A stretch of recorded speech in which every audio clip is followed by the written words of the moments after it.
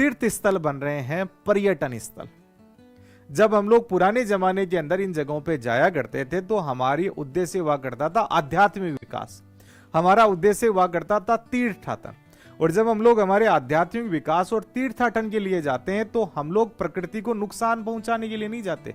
हमारा इंटेंशन होता है प्रकृति में मिलन का, अपने आध्यात्मिक विकास का, भौतिक चीजों को दूर करने का। इसीलिए तीर्थाटन पे जाके हम लोग अलग अलग चीजों को छोड़ के भी आते थे। बीड़ी छोड़ रहा हूँ, गुटखा छोड़ रहा हूँ, बैंगन छोड़ रहा हूँ, सुपारी छोड़ रहा हूँ, कोई लोग दारू छोड़ देते हैं, कोई कहते हैं मैं आज से झूठ बोलना छोड़ रहा हूँ, कोई चुगली करना छोड़ रहा हूँ।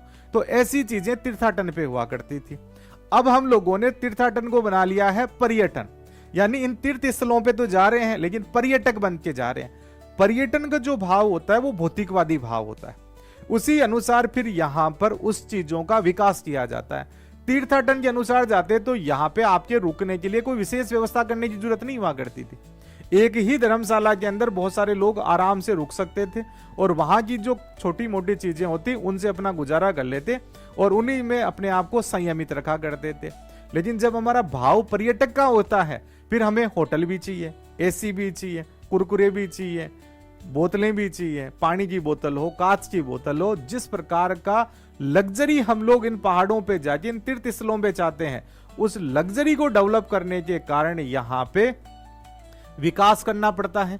और विकास जब होता है तो यहाँ पे ये चुनौती बन जाता है। फिर हम लोग जब बहुत सारे लोग लग्जरी की तलाश में वहां पे जाते हैं तो नए होटल बनाने की जरूरत पड़ती है और वो होटल बनाए जाते हैं इन वाटर स्ट्रीम्स के किनारों पर। पुष्कर को हम लोगों ने तीर्थाटन की जगह पर्यटन स्थल बना दिया।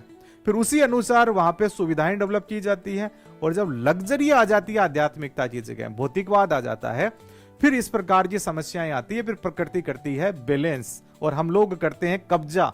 और जब वाटर स्ट्रीम के बीच में मकान बनाओगे, वहां पे सड़क बनाओगे तो प्रकृति तो अपना रास्ता बनाएगी और जब नदी आती है तो लोगों को वो अपने अंदर समाहित कर लेती। भगवान के स्थान पे जा रहा हूं तो मेरा उद्देश्य वहां पे आध्यात्मिक विकास का होना चाहिए।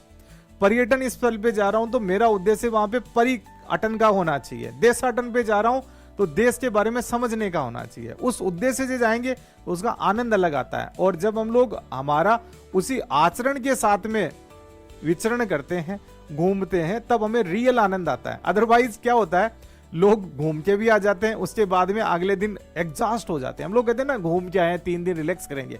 अरे घूमने के बाद में भी तुम्हें रिलैक्स चाहिए। घूमने के बाद में ऊर्जा का संचार हमारे अंदर हो जाना चाहिए। इसलिए नहीं हो रहा क्योंकि हम लोगों का उद्देश्य अलग होता है, जगह गलत जा रहे हैं, आचरण अलग प्रकार का होता है।